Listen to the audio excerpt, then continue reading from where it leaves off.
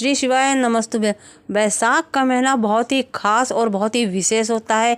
इसमें कुछ विशेष उपाय किए जाते हैं जिनके करने से हमारी मनोकामना पूरी होती है, बहुत ही जल्द पूरी होती है। रोग मुक्ति के लिए, लक्ष्मी प्राप्ति के लिए और भी जो भी समस्याएं हैं उनके लिए अगर हम कुछ विशेष उपाय करते हैं बैसाख के महीने में तो भोलेनाथ की कृपा बहुत ही जल्दी हमें प्राप्त होती है और वो काम हमारे बन जाते हैं। आज हम कुछ विशेष उपायों के बारे में जानेंगे जो कि सिर्फ बैसाख के महीने में ही किए जाते हैं, जिनसे हमें बहुत ही पुण्य फल प्राप्त होता है, बहुत ही जल्दी मनोकामना पूरी होती है। बैसाख का महीना शुरू हो रहा है, आप भी इन उपायों को करके अपनी समस्याएं सुलझा सकते हैं, बीमारी से मुक्ति पा सकते हैं।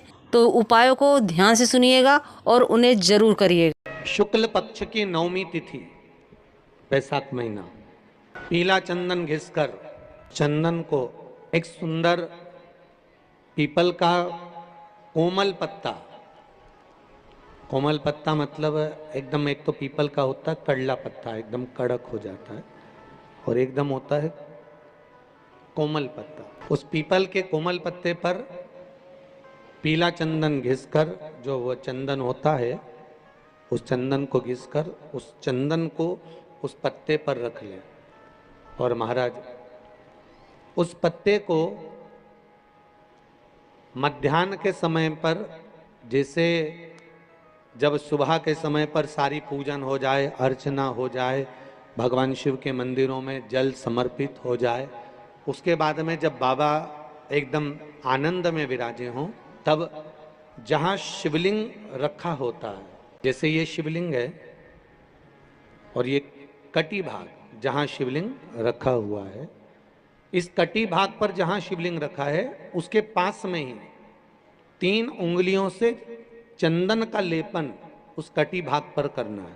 जो उंगलियां लगी रहेगी उसी को अशोक सुंदरी वाली जगह पर स्पर्श करना है, और अशोक सुंदरी वाली जगह पर स्पर्श कर कर कुछ देर तक चंदन लगे रहने देना है। उसके बाद में उस चंदन को वापस निकाल कर लेकर आना है।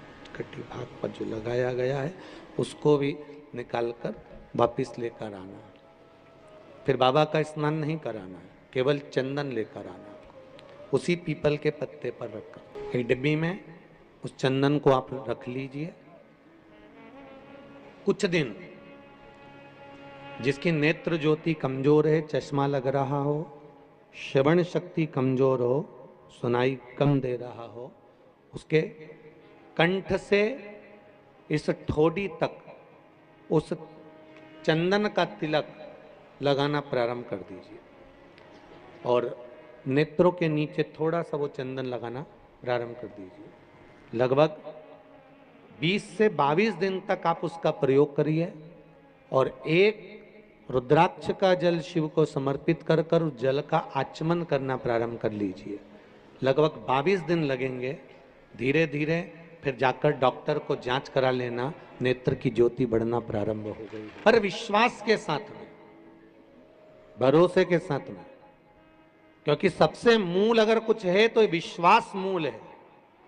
मानो तो मैं गंगा मां हूं और ना मानो तो बहता पानी। अगर आपका विश्वास प्रबल होगा, भरोसा अगर प्रबल होगा, विश्वास अगर प्रबल होगा तो भगवान मिलेगा, और अगर विश्वास नहीं है तो परमात्मा नहीं मिलेगा। विश्वास के बल पर भगवान की प्राप्ति है। विश्वास है तो शिव है। हेलो मोथो। गुरुजी के बताए हुए उपाय, कथा का सार और गुरुजी से जुड़ी हुई जानकारी के लिए मेरे चैनल को सब्सक्राइब नहीं किया है तो कर लीजिए। गुरुजी की कथाएं आप कहां से सुन रहे हैं मुझे कमेंट करके ज़रूर बताइएगा। श्री शिवाय नमस्तुभ्यं।